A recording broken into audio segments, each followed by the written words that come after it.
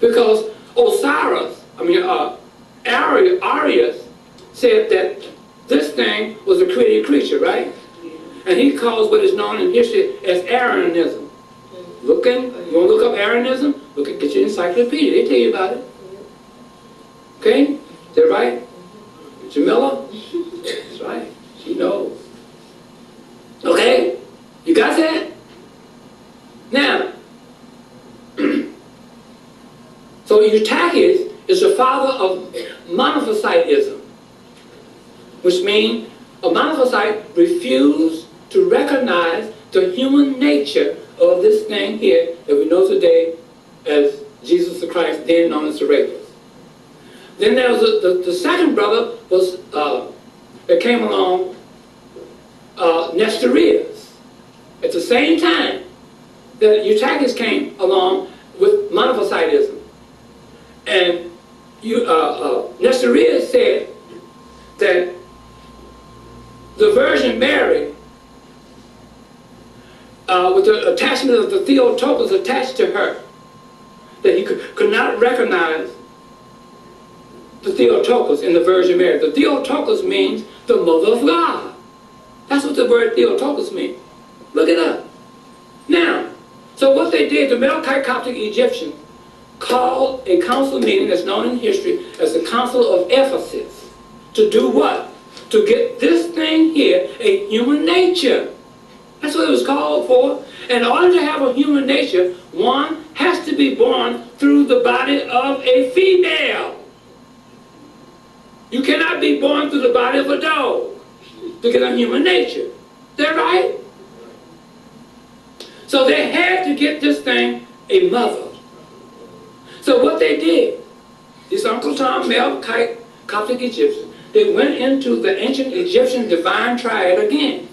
Now, at the Council of Nicaea 325, they had taken Horus Jr. out, the S-U-N, and put in the S-O-N, this thing here, right? Now they're going into the ancient Egyptian divine triad, and they're taking Isis out. And they created a created creature to take her place. You know the name of that created creature? The Virgin Mary.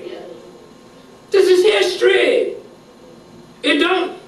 Christianity does not go according to the tradition that they have taught the world. It don't go like that. See, I'm talking about the other side of the coin now. History, human history. Now, when they took this Virgin Mary out of the ancient Egyptian, when they took Isis out of the ancient Egyptian divine triad and put this created creature, the Virgin Mary, in, gave this created creature, the Virgin Mary, a title of Theotokos, which means the Mother of God.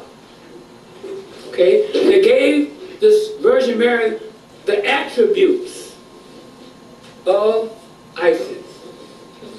Okay? That's the key. They gave, when they made Ptolemy one Lagi's image into this Serapis image, they gave this Ptolemy the attributes of Osiris. See? So now, here you have the same thing being done to Isis.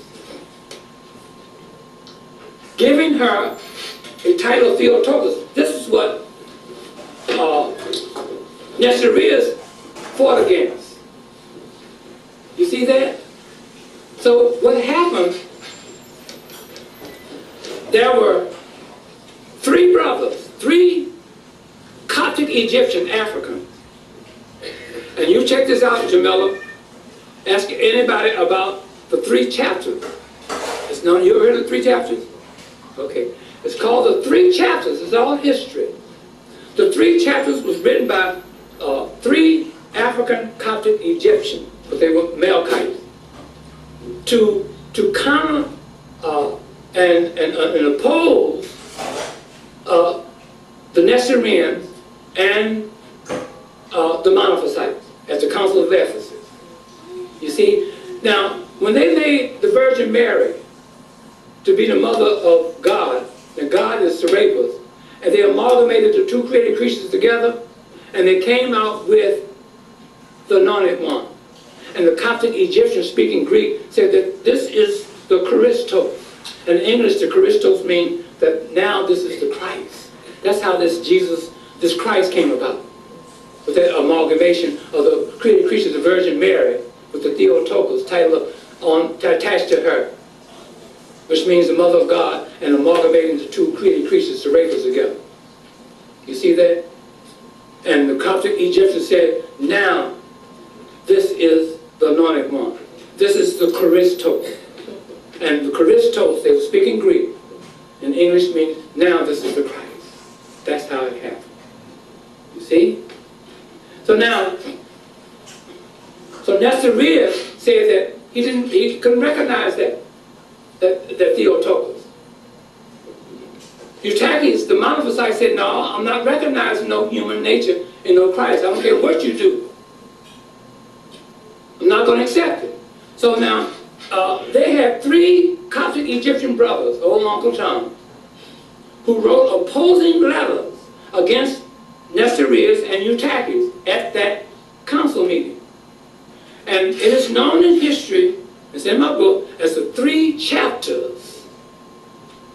The three chapters written by these African brothers, Theodore of Mopsuestia and Theodoret of Sar, C-Y-R, and Ibis of Odessa, okay, wrote what is known in history as the three chapters.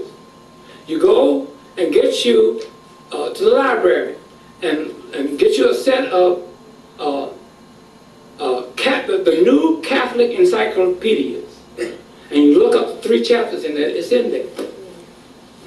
See that? It's in there, Jamila. Now, these was opposing letters written at this council meeting. So now, what you have going on, you have two factions now. You have the monophysites who said that this image that we know today as Jesus Christ was a created creature, had no human nature. And now you have diaphysitic Christians. The word diaphysitic means an individual who recognized the two natures in Christ. Diaphysitic. Okay? It's in my book. Now we come up 20 years later to another very important council meeting called the Council of Chalcedon, 451.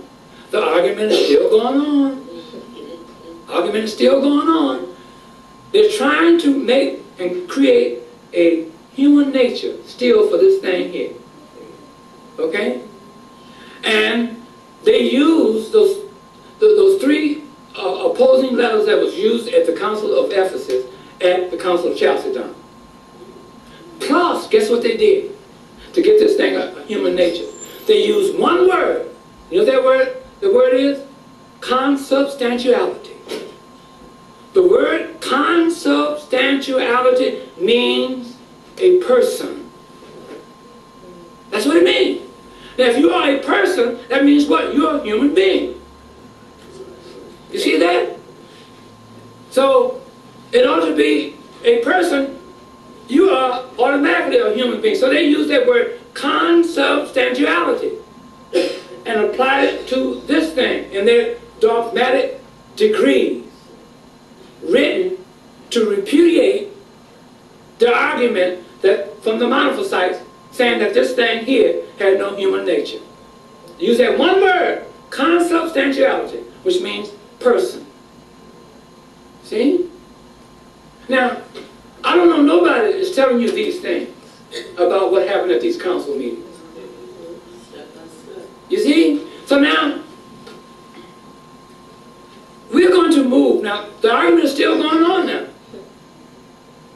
We're going to move from 351,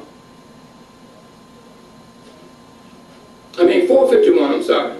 Council, at the close of the Council of Chalcedon in 451, guess what officially began? Christianity. Officially began. So anybody tells you, come up and tell you about a Christ before the Council of Ephesus in 431, they're historically incorrect. Anybody tell you about Christianity before the close of the Council of Chalcedon, they're historically incorrect. Anybody come up and tell you about a Christian church being in existence before 532 and 37, they're historically incorrect. We're going to get to that. Now, we're going to leave from Chalcedon. That was the 4th council meeting that happened in world history. Okay? Now, are you following me thus far? You see how this argument and how this creature was created? Okay? This is a progression of history. Okay? Now, we go up to the time of the Byzantine ruler by the name of Zeno. Zeno's time came about 474 to 491. That was his time of rule. And he tried to reconcile the two feuding factions together, meaning the Diophysites and the Monophysites. Okay, all these is Coptic Africans now. He's trying to reconcile them. And there was a man, there was a Coptic Egyptian by the name of Archaeus. Okay? Acacius, I'm sorry, Acacius. It's all in history. He wrote a dogmatic decree for Zeno. And it is known in history, what he wrote is called the Henoticon. See, this is history, world history. The Henoticon. This Henoticon decree is supposed to have reconciled the two factions, the Diophysitic and the Monophysites. Okay? Now, what the Henoticon consists of, it ties in and unifies and give credence and credit to and definition to the first 4 council meetings. Nicaea 1, 325, Constantinople 1, 381, Ephesus, Council of Ephesus, 431, and the Council of Chalcedon, 451. And with one word in there, in all these 4 council meetings, in this dogmatic decree called the Henoticon, with one word in there, consubstantiality. Tied it all in the Henoticon. But they never mentioned the word person in there. See? So he tried to get the two factions to agree to the Henoticon. He said, no, no way, I'm not going to do that. So the feud went on. You see that? The feud went on. Until you come to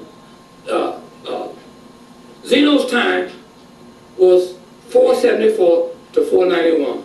And 482 is when he issued the Henoticon that Acacius had wrote for him, this Coptic Egyptian. So you go up from 491 at the end of the rule of Zeno, and you come up to an Acacius I, okay? The succeeding Byzantine ruler after Zeno. Okay? His time was 491 to 518. He did something that's going to set up something later in history. What he did over there, he stopped the gladiator competition over there in the stadium of the Hippodrome. The gladiator competition over there was just like football over in America. So suppose we have a president to stop and abolish football. This country would go up in smoke. That's the same thing that happened over there with those Demis over there. The Percennies, the Venetis and the Percennies, called the Greens and the Blues. They were opposing factions. They set it at the opposite end of the Hippodrome. And they had colors, just like the ball clubs today, having different uniforms with their color emblems on it. These Demis did the same thing.